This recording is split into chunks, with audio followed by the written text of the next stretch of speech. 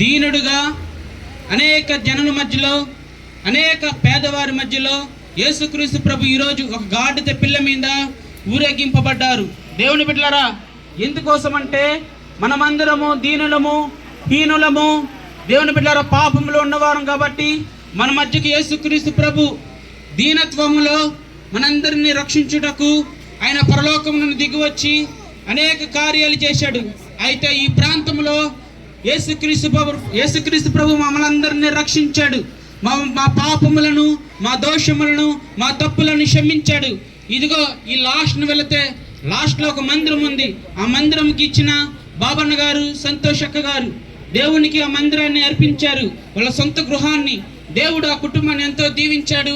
వాళ్ళిద్దరిని పరలోక రాజ్యంలో ఉన్నారు. అయితే దేవుని బిడ్డలారా, ఇప్పుడు ఆ మందిరంలో అనేక మంది దేవుని బిడ్డలు దేవుని స్తుతిస్తూ, దేవుని ఆరాధిస్తూ, దేవుని ప్రార్థిస్తూ అనేక మంది ఉన్నారు.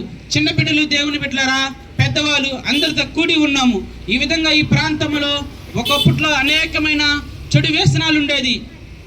చాలా చెడిపోయిన ప్రాంతంగా మనకి ఈ ప్రాంతం పేరు ఉండేది. అయితే ఈరోజు అనేకమైన పాపపు పనులను ఈ ప్రాంతంలో జరగకుండా ఉన్నదైతే దేవుని బిడ్డలారా, అనేకమైన ప్రార్థనలు ఈ ప్రాంతంలో, దేవుని వాక్యాలు, ఈ ప్రాంతం కొరకు దేవుని ప్రార్థనలు, ఈ ప్రాంతం కొరకు